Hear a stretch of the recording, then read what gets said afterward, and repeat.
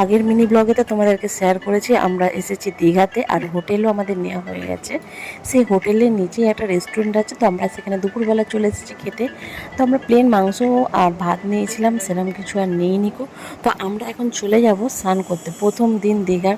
আমি তো নামিনি, শুভ চান করবে বলে নামছিল, তো এত জোয়ার ছিল কি বলবো, ও কোথা দিয়ে নামবে মানে চিন্তা করে পাচ্ছে না। সামনে অনেক বড় বড় পাথর ছিল, তো সেই কারণে নামতে একটু অসুবিধা হচ্ছিল। আর আমি পাড়ে বসে কি করব, ভিডিও করছিলাম একটু।